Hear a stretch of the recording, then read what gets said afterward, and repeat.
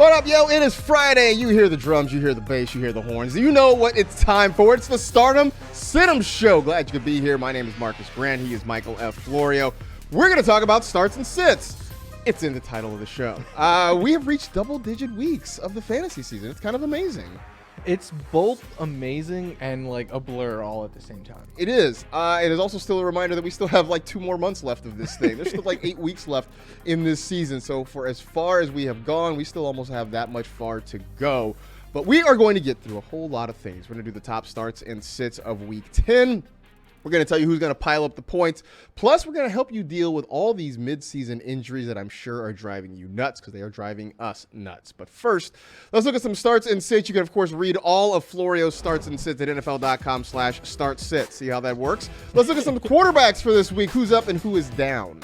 I'm starting Dak Prescott. Look, I know Jared Goff is an indoor cat, but he's basically going to have a home game against the Chargers, so start him. I'm not sitting the best rookie quarterback in quite some time in C.J. Stroud. Brock Purdy is back off the bye and back into your lineup, and I'm willing to give Geno Smith one more chance this week because of the matchup. My sits, Kyler Murray, I'm excited he is back, but I think he's a sit. Sam Howell, just because the Seahawks secondary has been so strong as of late, and that is a tough place to play. Deshaun Watson because Ravens, and Jordan Love because, well, himself. There you go. That's pretty much all you got to say about that one. Let's go back, though, to the Brock Purdy because the Niners, a little bit on the struggle bus right now. They've lost 3 in a row. Brock Purdy has not played particularly well.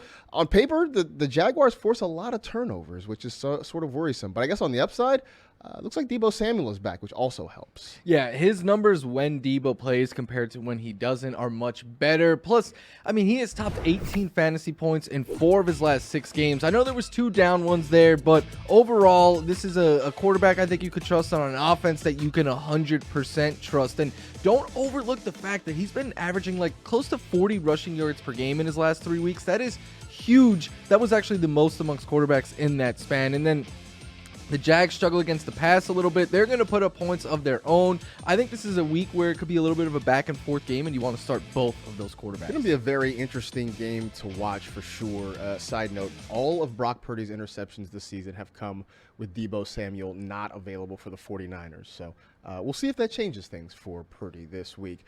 On the other side, we have been waiting all of this time for Kyler Murray to come back and play. He's excited about it. I know head coach Jonathan Gannon's like, don't expect to see the previous Kyler Murray, at least not yet. And Kyler's like, whatever, man, I'm doing it. He's going to pull a Leroy Jenkins and just run out there. But you're saying that we should at least wait 1 more week before we start him. I think so. I mean, you got by 9 weeks without Kyler Murray already, and there's a lot of good streaming options this week. So what's 1 more week? The way I look at it is you sit Kyler Murray. If he plays well on your bench, you have a starter the rest of the way that you could plug into your lineup. But last season and in his career, 30% of his fantasy points have come on the ground, what he gives you with his legs. I am not so sure we're going to see Kyler Murray running as much as he normally does first game back off of the ACL. And don't forget that last year, he averaged the fewest fantasy points per game since his rookie year, had the lowest pass yards per game in his career. But again, Geno Smith, there's Baker Mayfield, Will Levis, Brock Purdy, Josh Dobbs. There's good streaming options this week, which means I think you could be patient with Kyler. So if you are stashing Kyler, you can stash him for 1 more week. But something to note, throughout his career, he has always been a top 7 fantasy quarterback in terms of points per game. So maybe you wait 1 more week, but then maybe you take the leash off and you let Kyler Murray go when he's back in your lineup. Those are the guys throwing the football. Let's look at some of the guys who will be catching the football. Who are your starts and sits at wide receiver? Christian Kirk, who just dominates against zone coverage, gets a lot of that against the Niners. DeAndre Hopkins has looked like a new wide receiver with Will Levis there. He's very much so in play. Michael Pittman Jr. in a great matchup. So much volume goes his way. Tyler Lockett, because the Seahawks matchup cannot get any better this week. Tank Dell, very much so in play as well. My sits, Christian Watson, because Jordan Love.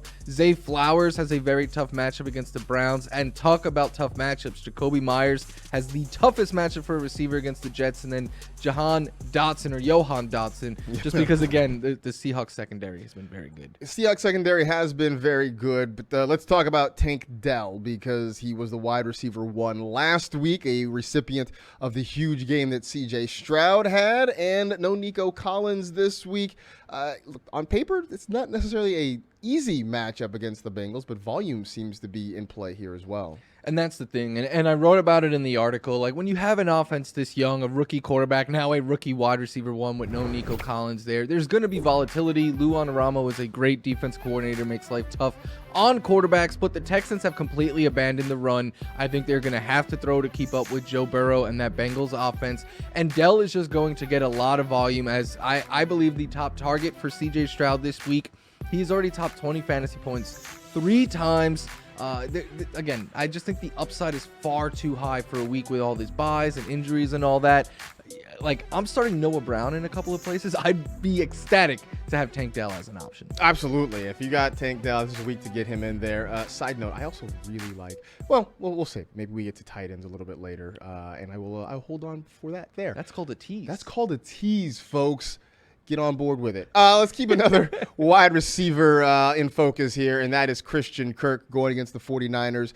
Normally, we look at the 49ers, we're like, I don't want any part of that, but Christian Kirk seems like a really viable option this week. Yeah, and I mean, the 49ers, as great as their defense was the first few weeks of the season, as of late, they have been struggling against the pass, and I think that bodes well for Christian Kirk. But I got to it a little bit earlier. He thrives against zone coverage. He is the Jaguars leader in every passing stat, receiving stat, against zone coverage. He has over 100 more yards than anyone else on the team. The 49ers run zone coverage 77% of the time. League average is 71. So in a game where I think the Jags could struggle to establish the run, maybe they throw a little bit more, Christian Kirk is the wide receiver to feel good about this week, not Calvin Ridley. He's gotten a lot of looks from Trevor Lawrence, and he runs routes in that area of the field where the 49ers have been vulnerable. If they can get some good matchups, even against those good Niner linebackers, I think Christian Kirk can have himself a really nice day this week.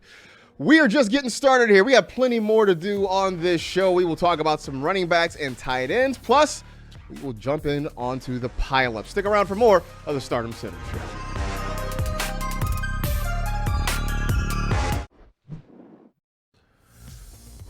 Starts at running backs for week 10. Go! Trusting the Falcon and Bijan Robinson, what could go wrong? Good luck. Rashad White, very much so in play against the Titans, who have struggled against the run.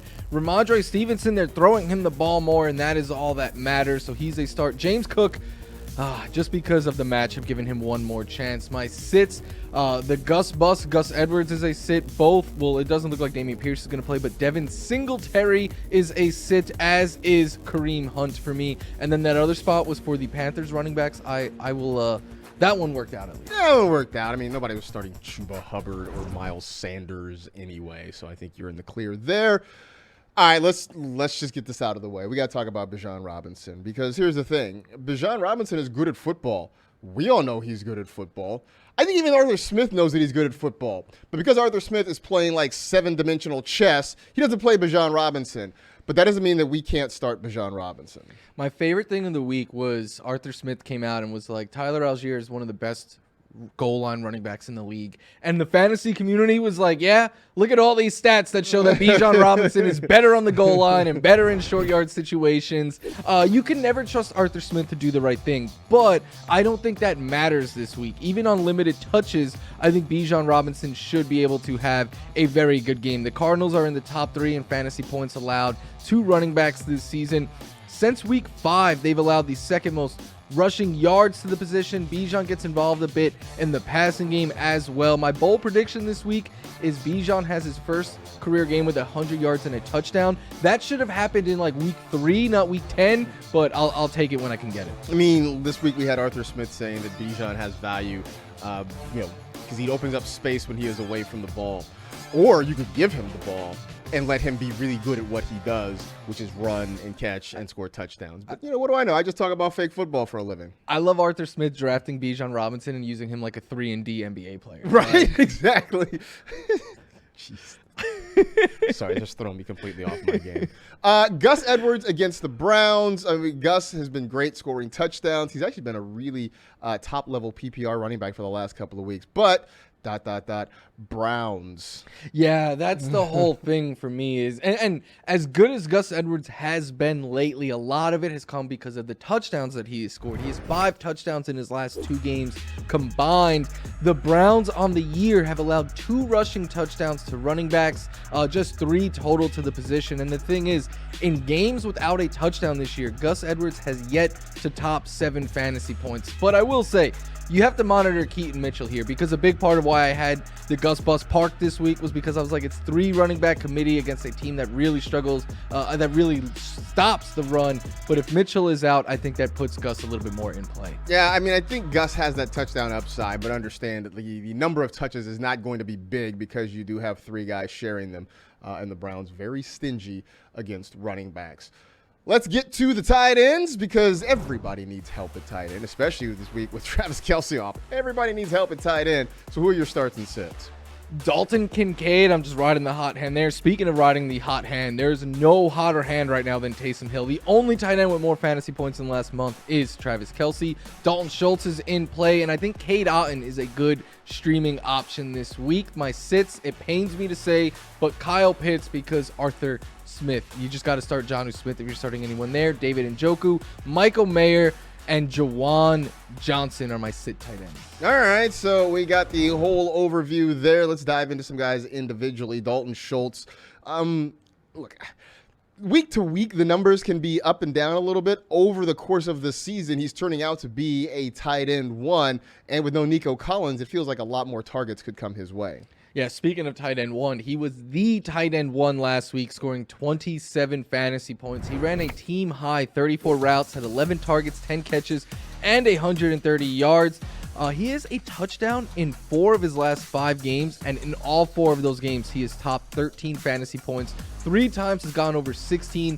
The floor is low, but here's the thing about every tight end not named Travis Kelce. They bring a low floor, but the ceiling is very high with Dalton Schultz. He's getting more involved. It's a good matchup, as the Bengals have allowed the 2nd most fantasy points per game to tight ends. Plus, like Marcus said, probably more volume with no Nico Collins. So Dalton Schultz is on the up.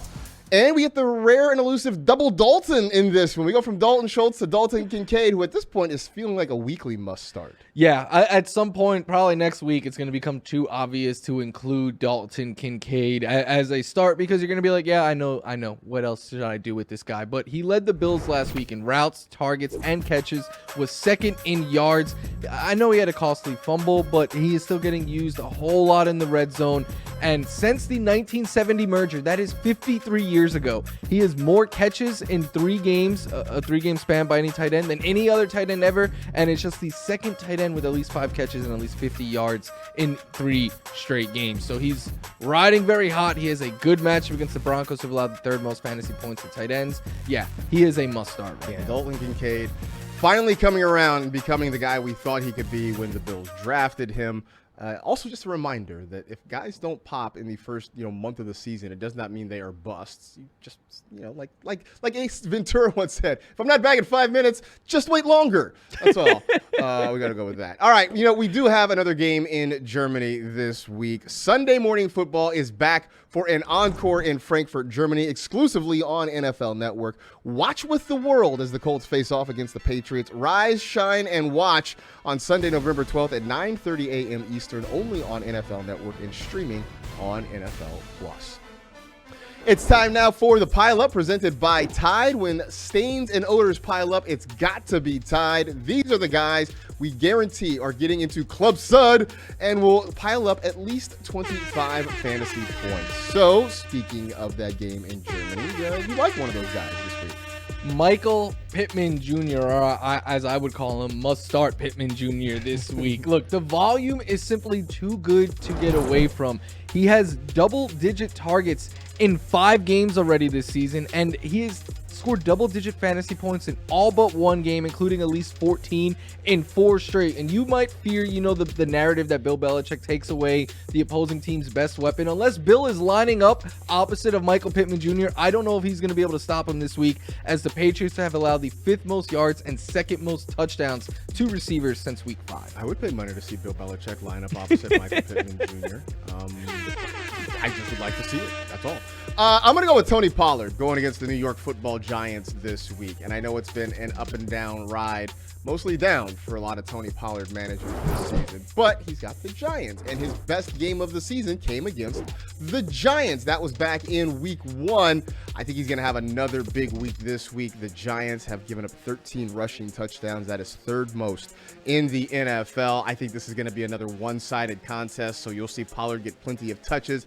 And I truly believe this is the week that his touchdown drought ends. So if you've been rocking with Tony Pollard, cheer up. I think the next couple weeks, things get better for him. This week, it's the Giants. Next week, it's the Panthers. So everybody who's been frustrated, I think, can get at least a little bit of relief for the next couple of weeks. Stick around because we are going to help you replace some injured players that you might be struggling with on your respective squads. We will dive into the medical tent coming up on the Stardom Center Show.